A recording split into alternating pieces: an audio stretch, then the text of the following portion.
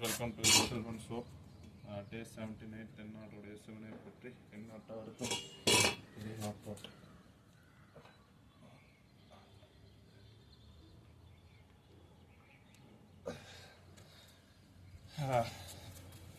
Guys வெற்றிகரமாக இன்னைக்கு டே 79.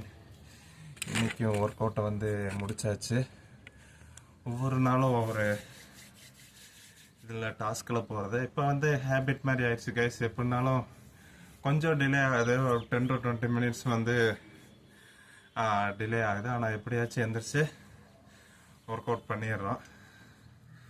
அதனால வந்து நோ ப்ராப்ளம், நல்லா ஒர்க் அவுட்டு போகுது. எல்லாமே அக்செப்ட் பண்ணவும் கற்றுக்கிட்டாச்சு. அப்படியே நம்ம வந்து இதில் வந்து சர்வை பண்ணுறதா மெயின் ரீசனாக இருக்குது.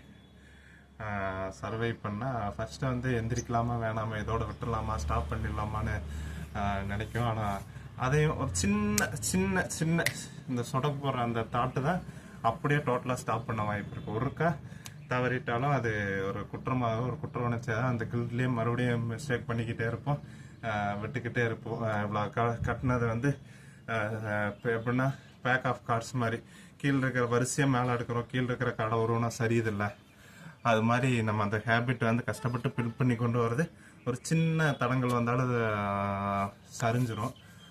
அதனால வந்து முடிஞ்ச அளவுக்கு காலையில் சில டைம் பண்ண முடியாமல் இப்போ ஈவினிங் பண்ணியிருக்கிறேன். அதனால எப்படியோ ஒரு மூமெண்ட்டில் இருக்கிறோம். ஹெவியாக, ரொம்ப ஹெவியாக தான் பண்ணணும் டெய்லியும் அப்படின்னு இல்லை, இதுவே நல்லா ஹெவியாக தான் இருக்குது. அதே மாதிரி ஃபிசிக்கல் ஒர்க் பண்ணுறவங்களுக்கு வந்து ஆல்மோஸ்ட் தேவையில்லை, அவங்களுக்கு தேவை ஸ்ட்ரெச்சிங் மட்டும்தான். ஆஃபீஸ் ஜாப்பு பெருசாக அந்த கண்டினியூஸ் ஃபிசிக்கல் ஒர்க் இல்லாதவங்க பண்ணுறது ஹெல்த்தியாக இருக்குது கைஸ். வேறு எதாவது என்ன சொல்கிறது, உங்கள் பாடியே வேறு ஃபுட்டை வந்து அக்செப்ட் பண்ணிக்காது.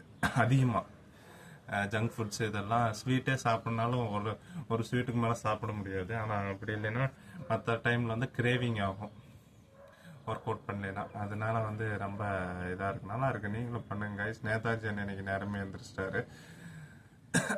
அதனால ஒவ்வொருத்தரையும் அதே மாதிரி ஹேபிட்டை ஃபாலோ பண்ணிங்க. இதில் வந்து ஒரு 30 நிமிஷம் ஸ்பெண்ட் பண்ணுறதுனால பெருசாக உங்களுக்கு லாஸ் பண்ணுறது வாழ்க்கைக்கு நல்லது, மனசுக்கு நல்லது, உங்களை ஆரோக்கியத்துக்கு நல்லது.